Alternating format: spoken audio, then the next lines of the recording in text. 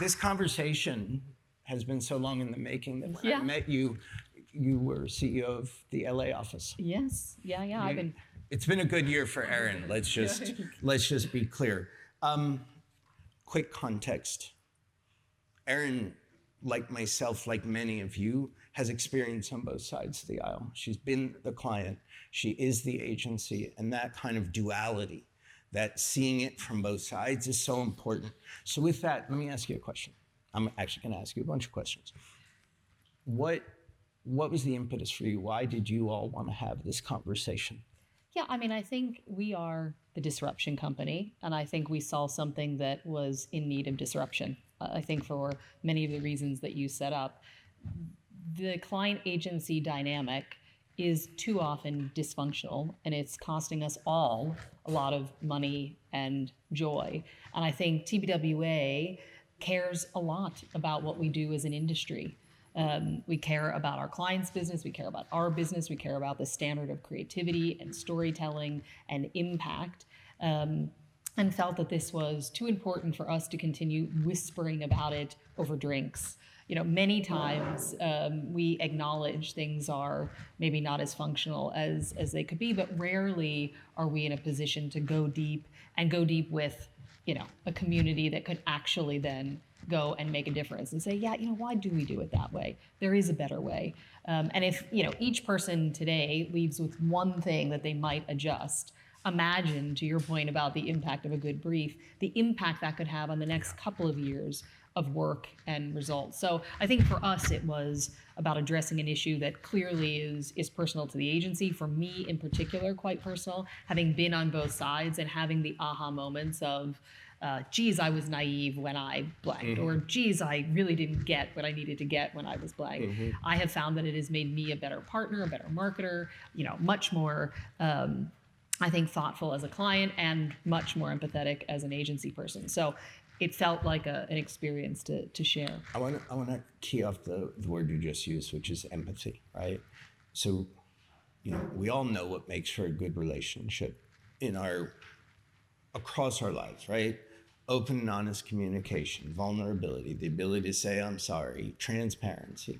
If we all know kind of the rules of good relationships, the rules our kids are out there learning on this first day of school, if human relationships have those common rules, why don't we see more of it in this client agency dynamic from your perspective? Yeah, I think firstly, we're not that great in our personal relationships, let's be honest. We know those rules, but how often do we forget them?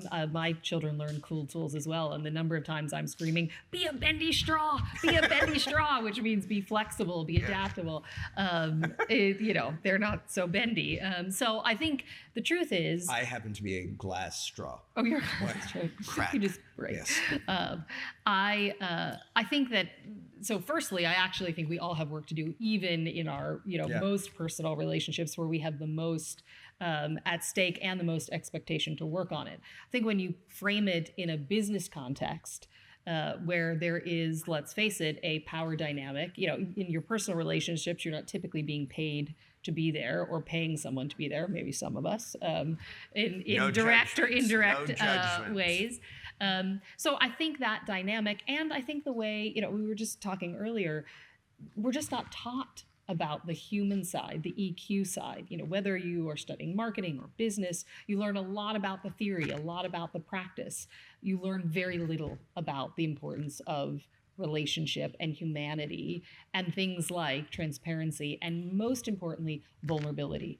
I would say, for those of us who are Brené Brown devotees or have spent much time with human relationship psychology, this notion of vulnerability comes up. It's very important. I would say it is almost absent completely in the client agency dynamic because it feels like weakness. Either I don't know something I'm supposed to know, I am, not delivering on something, any admission of I'm out of my comfort zone, I'm trying something new, I don't have the answer, I'm hurt by what you're saying, I'm not motivated by what you're saying, I'm not happy, is, just not the norm, not what's acceptable. And I think that's really undermining our ability to get further together.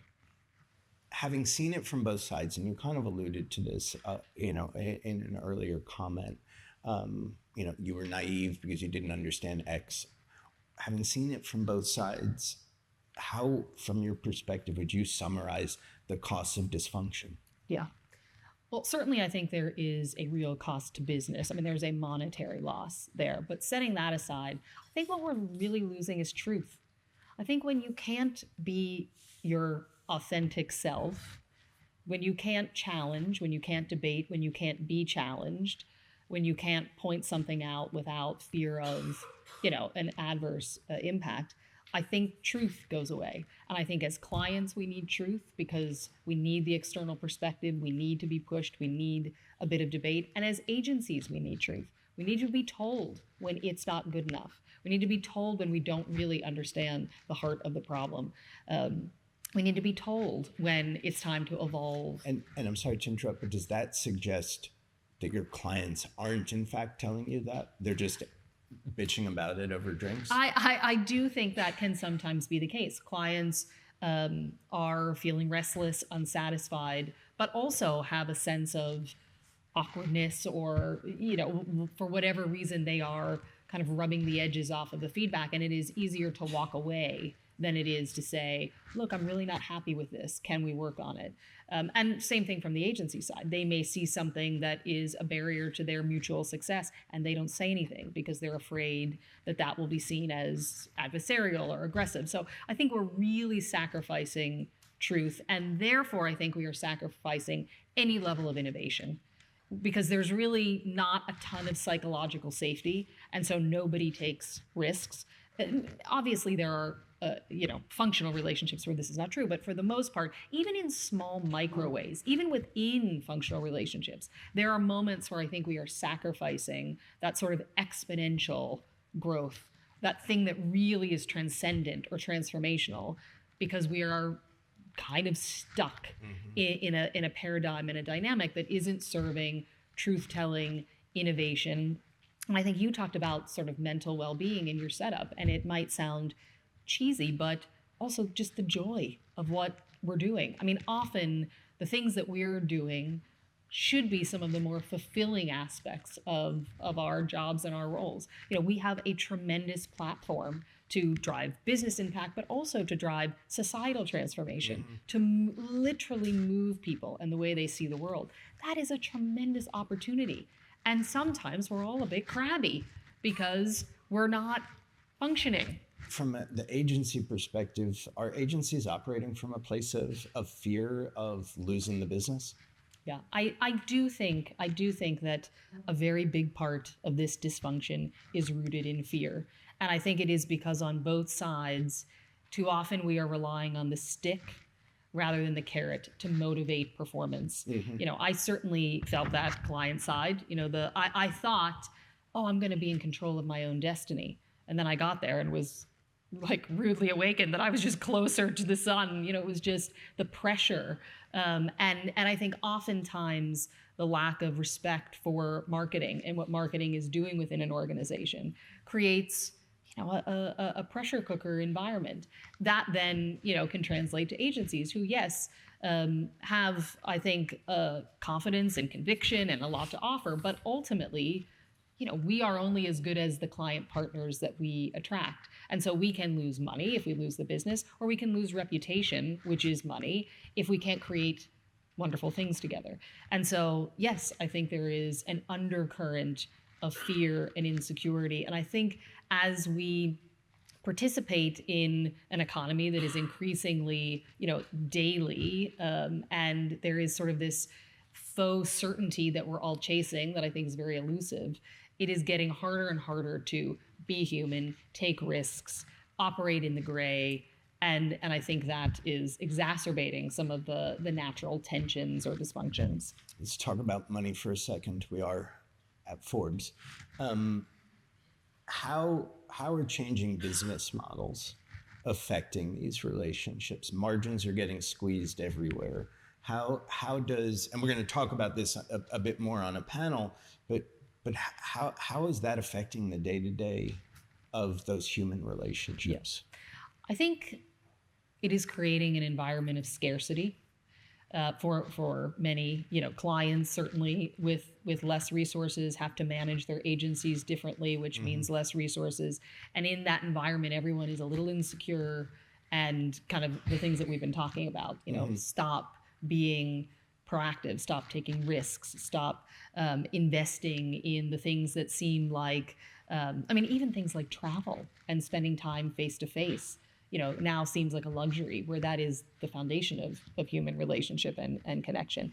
I think also we're seeing quite a lot of project work, rosters, multiple agency relationships, which can be appropriate, by the way, and can be very effective. I think what is happening, though, is the need is not always being matched up with the model. So yes, that can be effective in certain cases, but maybe not all. And there is a sacrifice to being in a long-term monogamous relationship, and you need to make sure that it's worth it. All right, a last question for you. When we were talking somewhere along the last few months, you said to me, the entire system is built to mitigate risk, and all it mitigates is differentiation. If you could wave a magic wand, is there any one or two things that and thinking about agencies and the type of agency broadly, that you think, oh, fuck, if we could just do this? Yeah.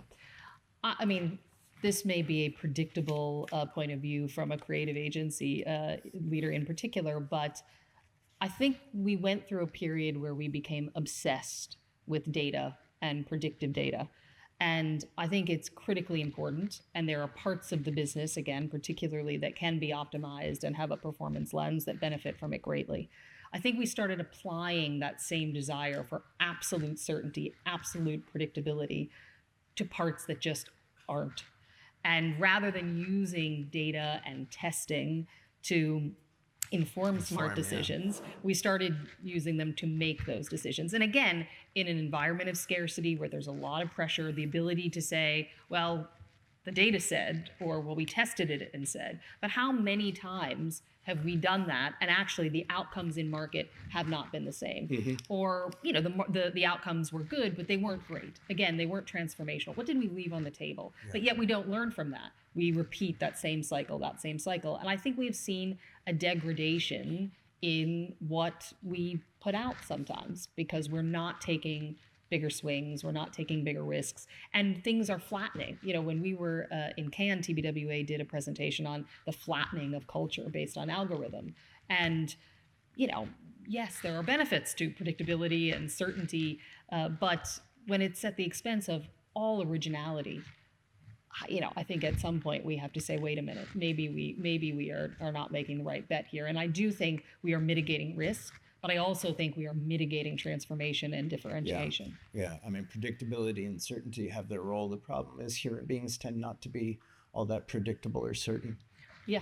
And this comes back to, I think, really what this means is you need people both on the client and agency side, very attuned to the nuance of the business. If you're going to start sort of playing around and playing with money and let's test this, let's try this, let's go big here. You just can't set it and forget it. And you can't have a revolving door. You really do need to invest and say, all right, Seth, you and I, this is what we're going to do. And we're going to stay really close, because we might not get the outcome we want. We'll have to pivot. We'll have to, there are going to be ups, there are going to be downs, but we're going to come out ahead. It does require, I think, a greater level of intimacy, trust, all those things that you talked about, to operate with the nuance it might take to have a bit of data, a bit of risk, a bit, it's just a more nuanced thing to manage, and it requires the relationship that can support that. Thank you. Thank you for bringing us together. Erin Riley. Thank you.